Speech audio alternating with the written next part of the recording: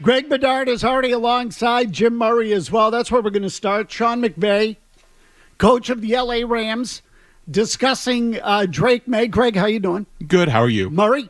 Wonderful. Excellent. Sean McVay discussing Drake Maye following the game on Sunday. So this is where we're going to start. High praise from the coach of the Rams, who obviously has won a Super Bowl, high standing in the league. His opinion probably about quarterbacks means as much as anybody. Kyle Shanahan, that whole group, they know what they're dealing with there. High praise for Drake Maye. So Greg Bedard, why such high praise from Sean McVay? Is it warranted? 100% it is. I thought that was by far Drake's best start of the season, best game of the season.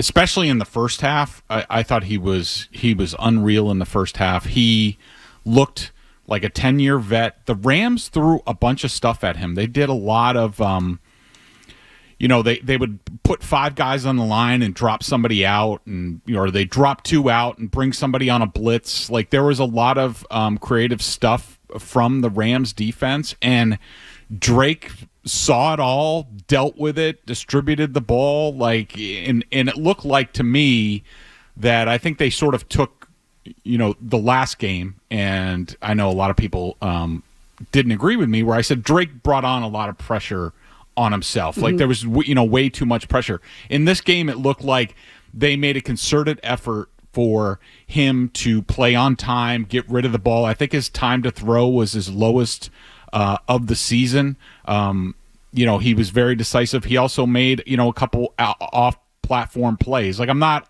as geeked up about the little sidearm stuff as opposed to, on the second drive, the 3rd and 7 play that he made to Pop Douglas for 28 yards. Mm-hmm.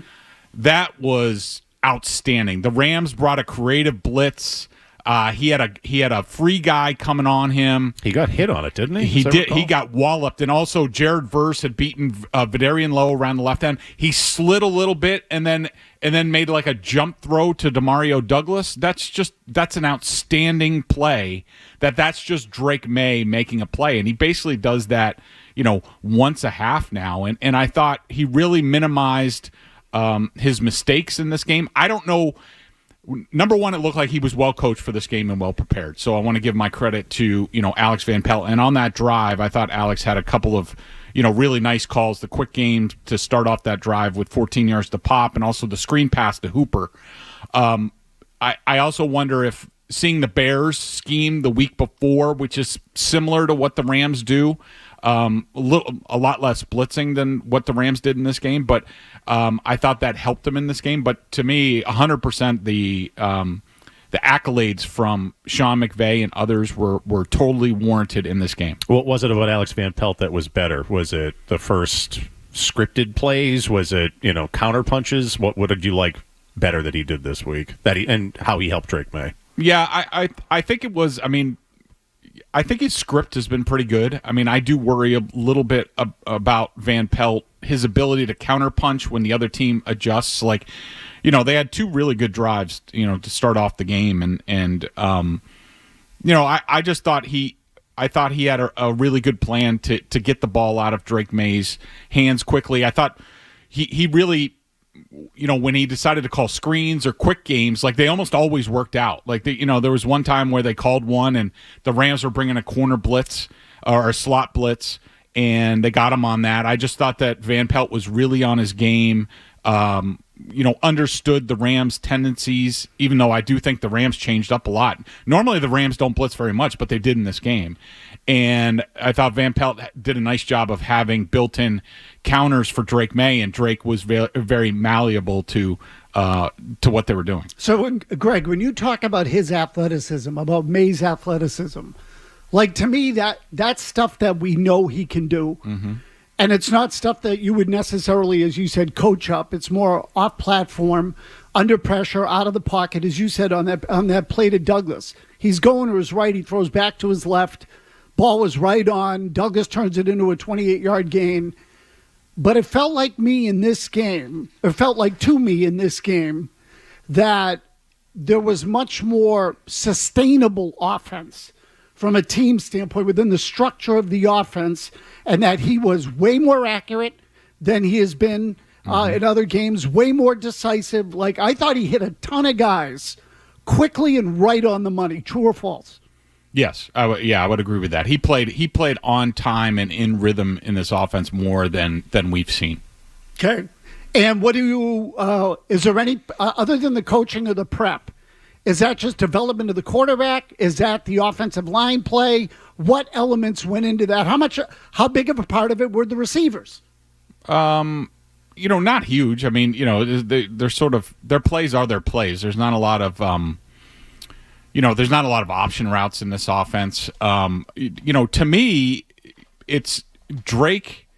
Drake just impresses me more and more in terms of how he gets better by leaps and bounds, like every time he plays. Like, every time you watch him play, you're like, all right, well, he struggled with this last week, but he solved that and learned from some of the things that happened in the game previous, and he keeps building on that. His ability to learn as the games are progressing is something that I haven't really seen out of a rookie quarterback. It's extremely advanced and rare to me. So that's the thing I'm most excited about, is that, it's just like the more you throw at this kid, the better he gets, and the better he understands the offense and how to operate within it.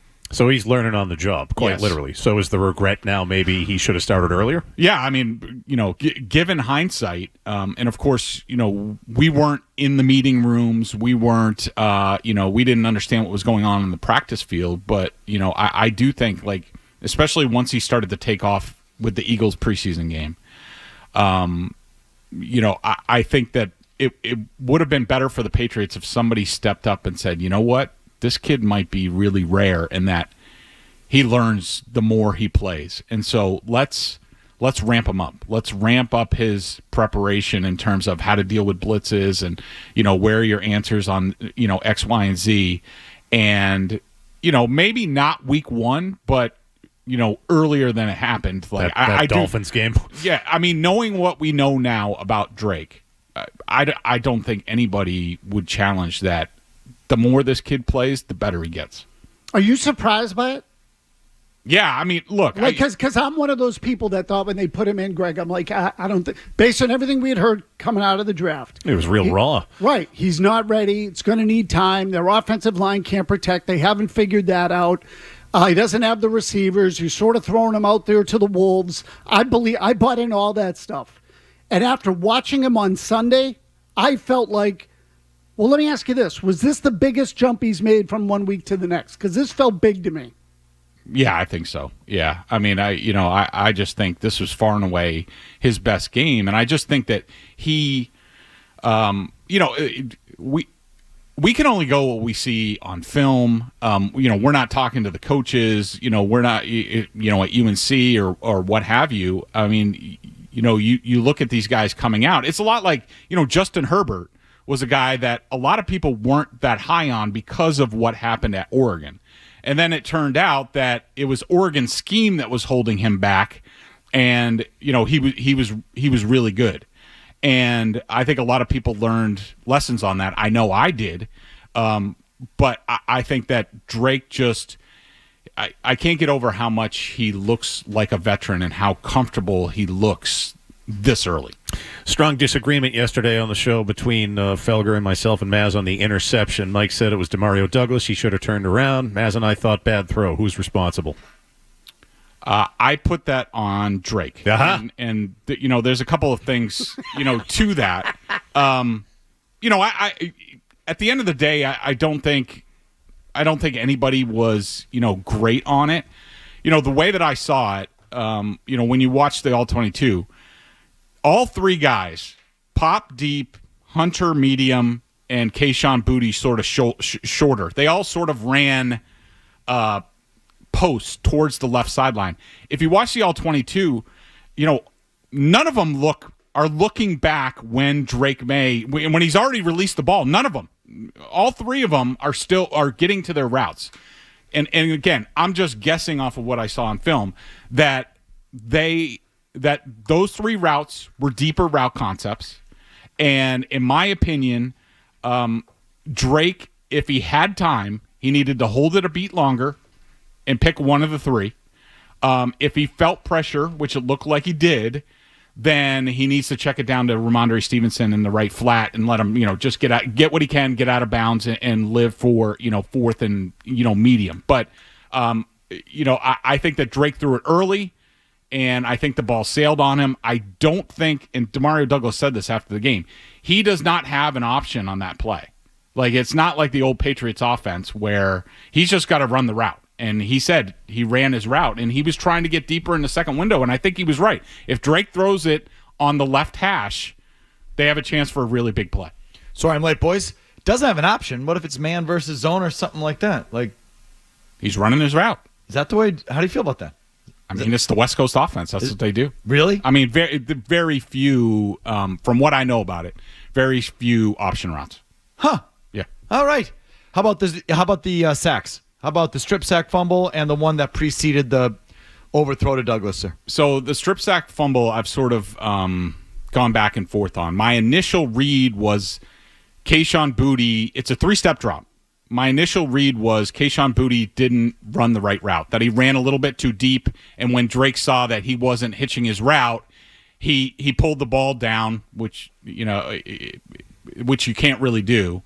Talking to other people who have more knowledge of this, they believe that Kayshon Boutte was running what's called a 9-stop, which is you're selling the go.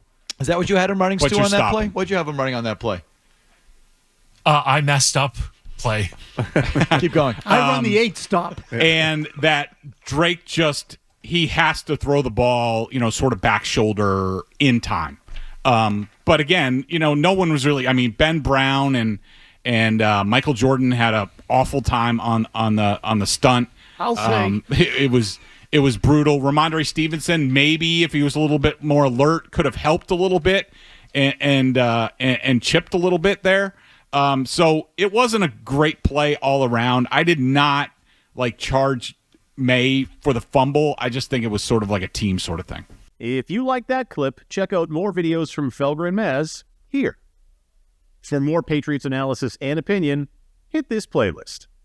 And for all the latest from the Sports Hub, download the app at 985thesportshub.com.